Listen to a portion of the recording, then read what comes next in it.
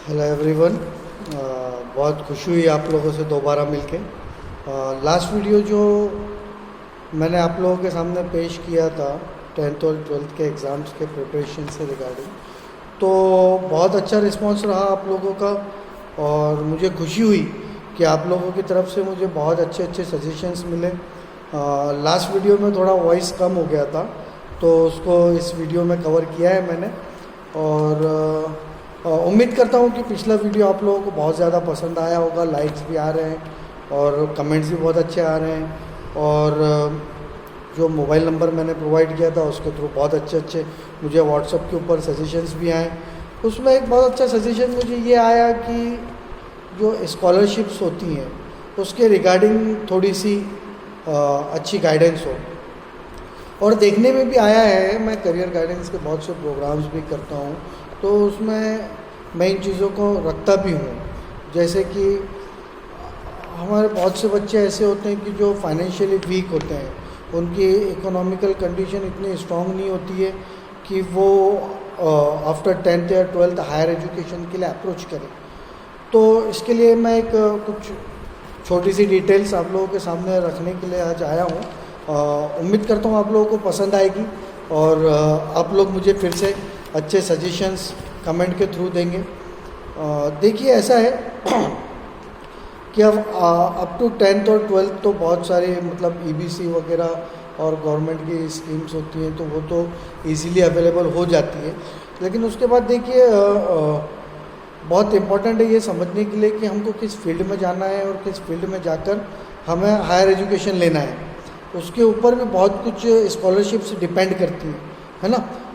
जैसे कि इंजीनियरिंग करना है या मेडिकल जाना है या पैरामेडिकल जाना है या मैनेजमेंट में मास्टर्स करना है, व्हाटएवर जो स्टूडेंट चाहते हैं ये उसके ऊपर डिपेंड करता है कि उससे कैसी स्कॉलरशिप अवेल होगी, है ना। तो देखिए एज ए महाराष्ट्रियन कैंडिडेट हमारे पास महाराष्ट्र स्कॉलरशिप स्कीम्स होती हैं, महाडीबीटी होती है, फिर मोमा की स्कॉलरशिप होती है सेंट्रल गवर्नमेंट की।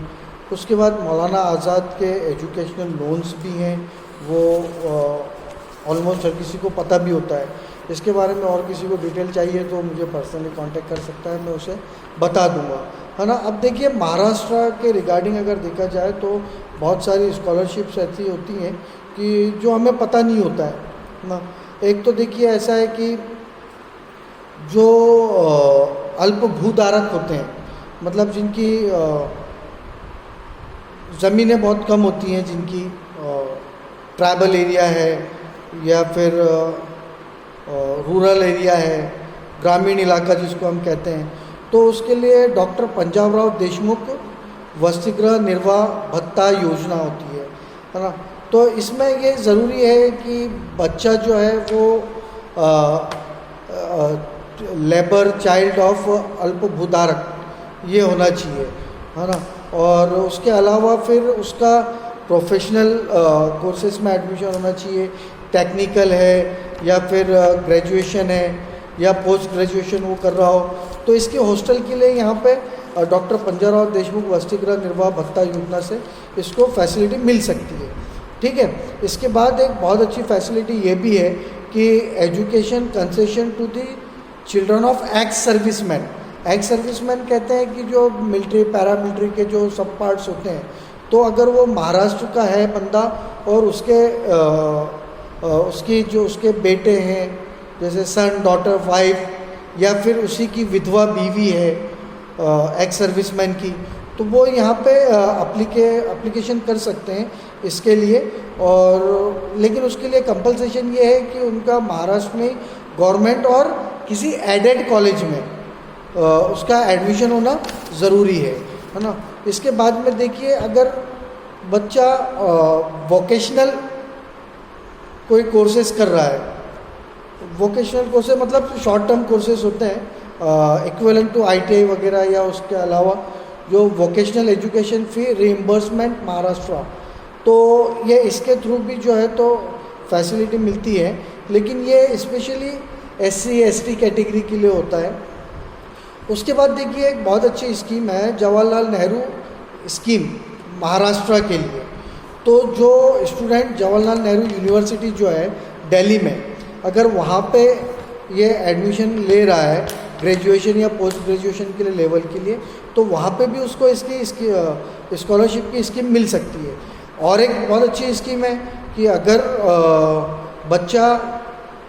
बच्ची या फिर विडो, अगर वो फ्रीडम फाइटर, महाराष्ट्र के किसी फ्रीडम फाइटर के हैं, तो उनके लिए एजुकेशन फ़ी में कंसेशन मिलता है, education concession to children of freedom fighter Maharashtra. अब इसके लिए देखिए कि वो इसके लिए भी एक कंपल्सेशन है कि वो महाराष्ट्र में स्टडी करना चाहिए उसने, है ना। अब उसके बाद में देखिए एक बहुत अच्छी है गवर्नमेंट रिसर्च अधिचत्रा महाराष्ट्र। तो इसके लिए ये है कि ये पोस्ट ग्रेजुएशन के लिए स्कीम है। बच्चे का एटलीस्ट 60 मार्क्स होना चाहिए, 60% मार्क्स होना चाहिए पोस्ट ग्रेजुएशन में। जैसे कि BA है, BSc है, B.Ed है, MA, MSc, M.Ed है। तो ये जो डिग्री है, पोस्ट डिग्री है, इनमें उसके एटलीस्ट 60% मार्क्स होना चाहिए, तो इसको ये स्कीम का फैसिलिटी मिल सकती है, ठीक है। उसके बाद देखिए VJNT जो कैटेगरी होती है उनके लिए भी बहुत अच्छी स्कीम्स हैं। एनुअल जो है, एनुअल इनकम अगर उनकी रुपीज़ INR 1 लाख से कम है, तो उसके लिए इंजीनियरिंग है, मेडिकल है, वेटरिनरी है, आर्किटेक्चर है, एग्रीकल्चर है ना, इसके लिए उसकी फैसिलिटी मिलेगी। इसमें एडिशनल हॉस्टल की फैसिलिटी का भी इसको फ़ायदा होता है ना। अब देखिए एक बहुत अच्छी फैसिलिटी और है, गवर्नमेंट विद्या निकेतन स्कॉलरशिप महाराष्ट्र की है। इसके लिए जो अमाउंट है वो 100 रुपीज़ पर मंथ 10 महीने के लिए डिस्ट्रीब्यूट की जाती हैं और हर साल उसको रिन्यू करना पड़ता है, ठीक है, ये भी एक है। फिर उसके बाद पोस्ट मैट्रिक स्कॉलरशिप स्कीम है गवर्नमेंट ऑफ इंडिया की महाराष्ट्र के लिए, है ना। वो उसमें ये है कि पेरेंट्स और गार्जियन का annual income less than INR 2,50,000 होना चाहिए, है ना। लेस देन 2,50,000 यानी 2.5 लाख से कम की होनी चाहिए। और ये जो है ये SSC और इक्विवेलेंट टू मैट्रिक इसके आसपास के स्टूडेंट्स के लिए होती है, ठीक है। उसके बाद में देखिए जो OBC कैंडिडेट्स होते हैं तो उनके लिए भी स्कीम है post matric scholarship to OBC students. लेकिन ये इसके लिए ऐसा है कि रेसिडेंट महाराष्ट्र का होना चाहिए। ऐसे दूसरे स्टेट्स की भी होती हैं। अब ऑलमोस्ट इंडिया के जितने स्टेट्स हैं उनकी डिटेल्स तो इतने छोटे से पीरियड में प्रोवाइड करना बहुत मुश्किल हो जाता है। तो देखिए ये OBC कैंडिडेट्स के लिए है ना। और उसके बाद में फिर इनकी ट्यूशन फीस भी मिलती है।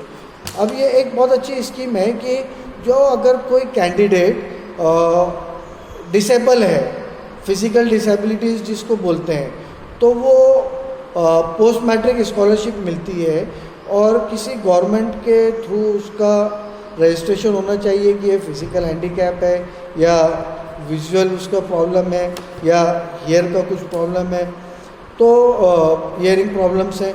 तो ये सारी चीज़ें इसमें बहुत अच्छी स्कीम्स हैं, है ना। फिर बाद में पोस्ट मैट्रिक ट्यूशन फ़ी है। तो इसमें भी ऐसा है कि कैंडिडेट के फैमिली की इनकम लेस देन 2.5 लाख होना चाहिए, ठीक है। तो बहुत अच्छी स्कीम्स मिलती हैं। अब देखिए सबसे पहली बात मैं बता देता हूँ कि हमें सबसे ज़्यादा प्रॉब्लम्स ये होती है कि स्कॉलरशिप्स हम जो गेन नहीं कर पाते। उसका सबसे बड़ा प्रॉब्लम ये होता है कि हमारे पास डॉक्यूमेंटेशन प्रॉपर नहीं होते।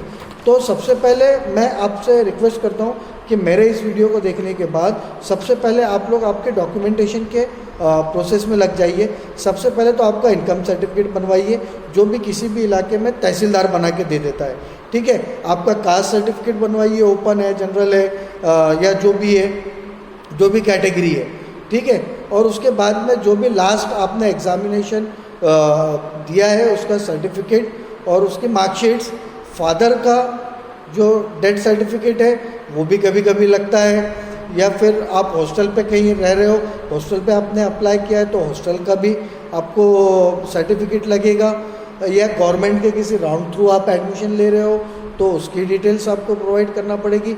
आधार कार्ड आपका, देखिए मैं बार बार ये बच्चों को बताता हूँ कि आधार कार्ड आपका बैंक अकाउंट नंबर और मोबाइल नंबर तीनों लिंक होना चाहिए। और अगर पैन कार्ड हो तो बहुत अच्छी बात है। और जैसा कि अभी थोड़ी देर पहले बताया कि अगर फिजिकल डिसेबिलिटीज़ कुछ है, अपंग अगर कोई है, तो उसका अपंगत्व का सर्टिफिकेट होना चाहिए, बैंक अकाउंट की डिटेल्स आपके पास होना चाहिए, और साथ ही साथ आपका रेजिडेंस प्रूफ आपको होना चाहिए, बर्थ सर्टिफिकेट आपका होना चाहिए। ठीक है, तो उम्मीद करता हूँ मेरे द्वारा दी गई डिटेल्स से आप फ़ायदा उठाएंगे, और आपकी जो भी कोई सजेशंस रहेगी वो मुझे आप लोग कमेंट बॉक्स में दे दीजिए। और नीचे मैं अपना मोबाइल नंबर, व्हाट्सएप नंबर दे रहा हूँ। अगर किसी को मुझसे पर्सनल कांटेक्ट करके कोई डिटेल्स लेनी है तो वो मुझसे बिल्कुल ले सकता है। और हमारे इस चैनल को सब्सक्राइब ज़रूर कीजिए, और हो सके तो इसे शेयर भी कीजिए। Thank you for watching my video.